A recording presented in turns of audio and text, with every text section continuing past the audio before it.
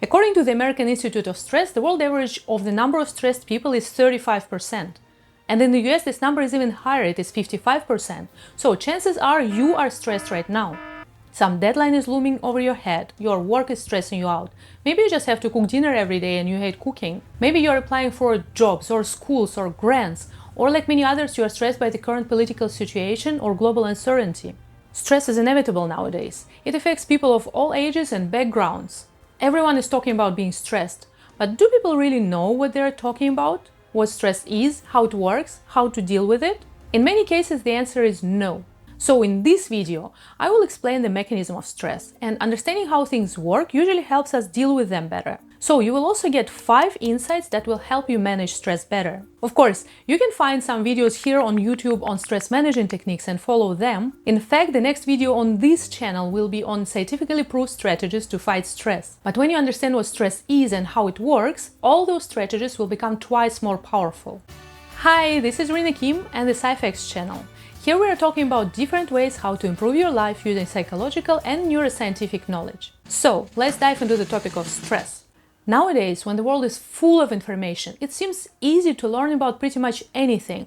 And it is, but you have to follow one simple rule. Choose your sources wisely. There is so much incomplete and outright wrong information on the internet and in the offline world too. Whom should you listen to? Well, the choice is yours, but my bet is on scientists. So today we'll be learning about stress from the best source possible. The scientist who's usually called the father of stress research and who actually invented the word stress and brought it unchanged to many languages. Meet Hans Selye, a Hungarian Canadian endocrinologist who revolutionized the stress research. And here is our first insight from this wonderful guy. Stress is not always bad. We are used to talk about stress only in negative terms. This is stressing me out. I'm so stressed. All this stress will kill me. But Selye calls stress the spice of life, because any emotion, any action is causing stress. He defines stress as the body's response to any demand. In his famous book, The Stress of Life, he wrote, "Stress is the non-specific response of the body to any demand, whether it is caused by or results in pleasant or unpleasant conditions." Simply speaking, something good caused by something good is also stress. Going for a long faraway vacation is as stressful as losing a job. Receiving a passionate kiss will stress us the same as getting slapped in the face. Selye suggested to differentiate between harmful stress that he called G.A.S. and beneficial stress that he called eustress. Failure, humiliation, infection would cause distress, while hard but creative and successful work will cause eustress. Obvious. But unexpectedly, if we think about it, we can come up with situations when the same stimulus is causing distress to one person but eustress to another. If you lose your job that you really like or really need, it would cause you distress. But your colleague may be very happy fired from the same position because she hates the job and she wanted to quit but was too afraid to do it herself. So being fired would make her eustressed. Now it's a bit confusing. To add to the confusion, I will tell you that our body undergoes the same changes and reacts in the same way to both eustress and distress. We'll discuss these changes later, but now our question is, what then makes stress harmful or beneficial, distress or eustress? Selye had an answer to that. It's not the quality or intensity of the events in our life, but the way we react to those events. He wrote, "What matters is not so much what happens to us, but the way we take it." This is our second insight into stress. We have a power to influence if our stress becomes distress or eustress. Stress in our life is unavoidable, but we can and should learn how to minimize distress and maximize eustress. Now I want to very briefly introduce another term that will help us avoid confusion. Usually when we are talking about stress, we use the same word for the agent, for example, low temperature, and the result, the reaction of our body to it. So to speak, stress is causing stress. To make it easier, Selye suggested to differentiate between stress as a result and stressors as something that's causing it.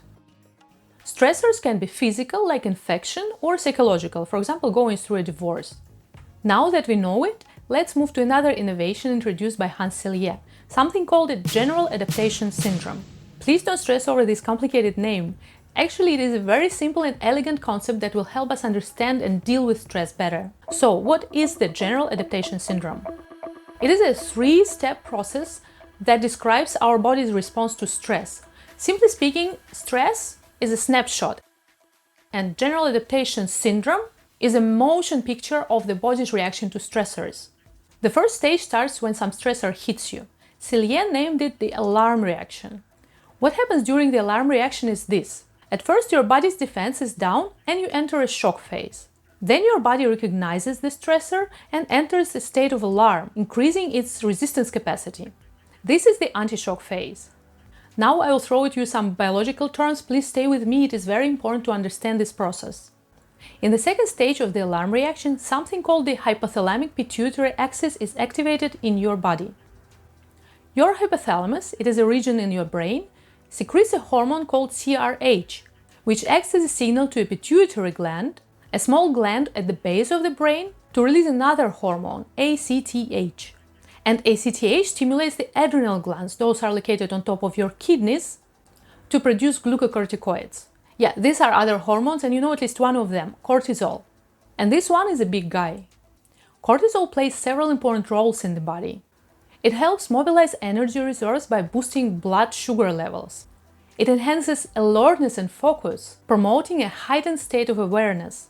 Cortisol also modulates immune responses and inhibits inflammation.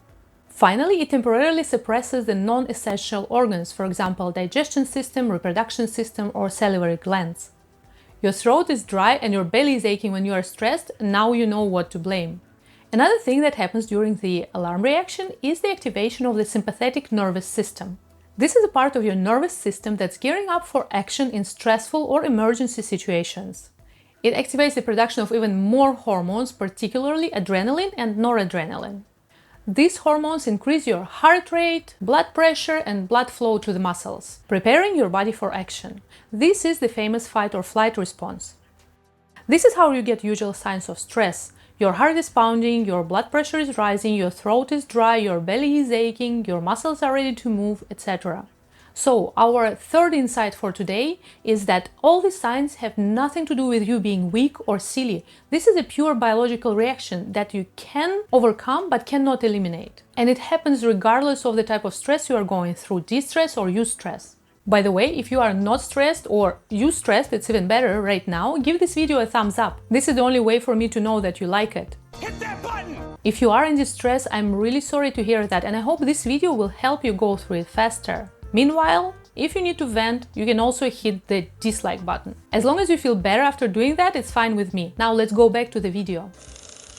So far, we've discussed what happens in the first stage of the general adaptation syndrome. That was the longest and the hardest part. So we can pat ourselves on the shoulder and move to the next stage. After the initial alarm reaction, if the stressor is still present and still hasn't killed you, your body will move to the resistance stage. The acute manifestations from the previous phase disappear and your body adapts to the stressor, allocating some resources to deal with it. At this stage, your level of resistance to stress is as high as it gets. If in the first stage the stress was pushing you, now you're pushing back as hard as you can. From this follows the fourth insight for today. You need to know how to push back in the second stage. And this is when psychology and psychotherapy can help you. They provide you with instruments that you can use in the second stage to cope with the stressor's demands and to never get to the third stage.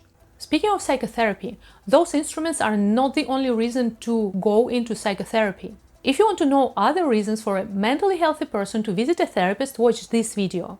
So, what is the third stage of the general adaptation syndrome? We all know that people can get used to many things like hard work or mental strain or cold, but if we have to endure stress for too long, our body's resources get depleted and we enter the stage of exhaustion. The symptoms from the alarm stage are coming back. Physical and mental fatigue sets in. Resistance drops below normal. At this stage, we see burnouts, depressions, heart attacks, nervous breakdowns, and sometimes even death. So this is how our body reacts to stress, from the alarm reaction to the resistance stage to the exhaustion stage. Therefore, the last insight for today. If you have some source of stress in your life and you think that you can just wait a little bit while your body gets used to this, don't do it. Even a small stressor is eating up your limited resources, and a big stressor may lead you straight to the exhaustion phase. Push back before that. Fight. Eliminate the stressor before it eliminates you. By all means, try to avoid getting into the third stage. So to wrap things up, this is what we covered today with help of Hans Cillian. We found out that there is not only negative stress but also positive stress. And what makes it positive or negative is not the events themselves but our ability to cope with those events. We also learned that there is a difference between stress and stressors. Then there was this massive chunk of information about the general adaptation syndrome, which is a 3-stage process that describes how our body reacts to stressors. The 3 stages are the alarm reaction, the resistance stage, and the stage of exhaustion.